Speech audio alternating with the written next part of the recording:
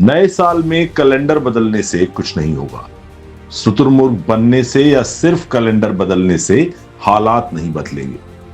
नववर्ष की शुभकामनाएं और जैसा कि कहे जाने का रिवाज है उसके साथ कि यह नया साल आपके लिए पिछले सभी वर्षों की अपेक्षा बेहतर हो। आप और आपके परिजन स्वस्थ सानंद रहें, उत्तरोत्तर प्रगति करें, सभी शंकाएं कुशंकाएं आशंकाएं दूर रहें, यकीन संभावनाओं में बदले, उम्मीदें असलियत बने और वह दुनिया जिसमें रहना अभिशाप सा लगता है एक अच्छी दुनिया बने। इसी के साथ यह भी कि सामाजिक रूप से उपयोगी बने रहें, आदमी औरत से इंसान बनने की ओर अग्रसर होते रहें। भवानी प्रसाद मिश्र की कविता कुछ लिखकर सो कुछ पढ़कर सो, जिस जगह सवेरे जागा तू उससे कुछ आगे पढ़कर सो के अंदाज में हर दिन जीते रहें। जाती हुई बरस धूल, गुबार के बादल, मलबे के पहाड़ और गाजा से लेकर सीरिया होते हुए उधर यूक्रेन तक चीखों के कोहराम, और इधर बाराबंकी से अजमेर होते हुए संभल और लोकतंत्र से संविधान की तरफ बढ़ती लपटों की तपिश और गड़े मुर्दों के उखाड़े जाने से उड़ती गर्द छोड़कर गई है। ट्रंप जैसे नेताओं के सर पर ताज रखकर गई है। हालात दक्षिण एशिया के मकबूल शायर अहमद फराज के कहे न शबो रोज ही बदले हैं न हाल अच्छा है। किस बहरमन ने कहा था कि ये साल अच्छा है कि जिज्ञासा से काफी आगे बढ़कर कतील शिफाई के शेर, जिस बरहमन ने कहा कि ये साल अच्छा है उसको दफनाओ मेरे हाथ की रेखाओं में कि झुझलाहट तक आ गई लगती है। तरक्कियां ही धुधलके में नहीं आई हैं, पिछाहटें भी सुरखरू होती दिखने लगी हैं।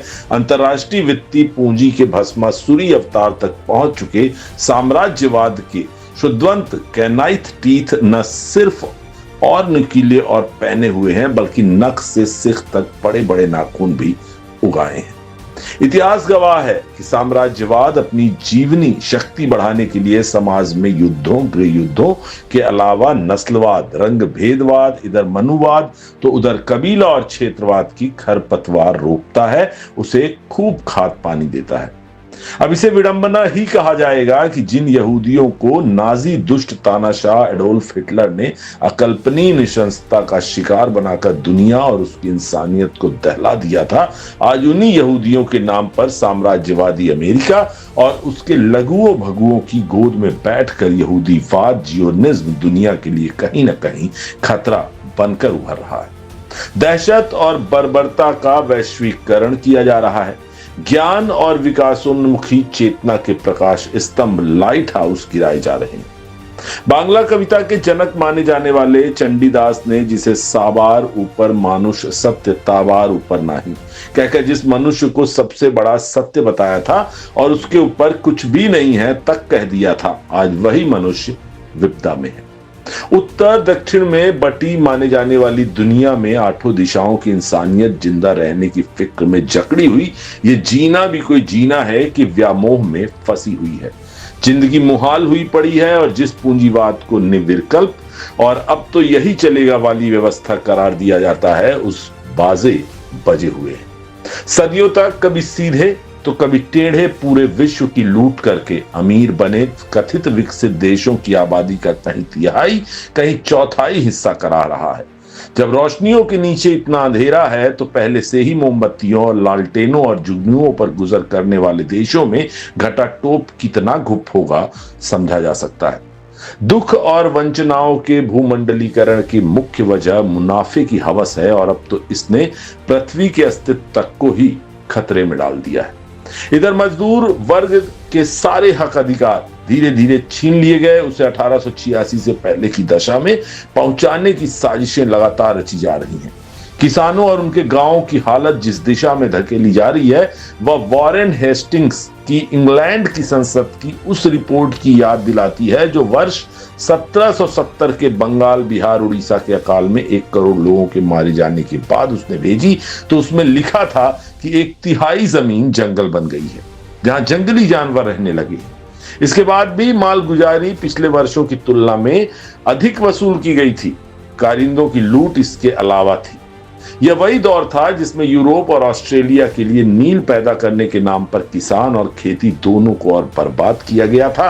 खेती का वही कंपनीकरण अब कॉर्पोरेटीकरण का नाम धरकर आ गया है। इस पर प्रमुदित और बेगानी शादी में दीवाने अब्दुल्ला बने मध्यम वर्ग की हालत हलवा मिला न माड़े, दो दीन से गए पाड़े जैसी होती आ रही है। अच्छे दिन आने के मंत्रोच्चारण में गाफिल हुआ यह पढ़ा लिखा हिस्सा फैज लुधियानवी का साहब का शेर, तू नया है तो दिखा सुबह नई शाम नई, वरना इन आंखों ने देखे हैं नए साल कई। दोहराते दोहराते बेजार हो गया है, इतना थक हार गया है कि हेडलेस चिकन बना हुआ है, कुछ सूझे सूझ नहीं रहा। इस वर्ष भारत के संविधान के 75 वर्ष पूरे हो गए। आजादी भले 15 अगस्त 1947 को मिल गई थी, मगर स्वतंत्रता को यथार्थ में उतारने के नक्शे ने 26 जनवरी 1950 को ही सूरज की पहली किरण देखी थी। अपनी अनेक सीमाओं और सुधार की कई गुंजाइशों के बावजूद धरती के इस हिस्से के अनगिनत ग्रंथों में यही एकमात्र किताब है जिसने सबको एक किया, थोड़ा बहुत नेक किया और आज तक किए हुए है। नए साल की आमद से पहले ही संविधान के द्वारा दिए गए लोकतंत्र का चीरहरण किया जा रहा है। इसमें लिखे मानवाधिकारों और मूलभूत अधिकारों का अपहरण किया जा रहा है।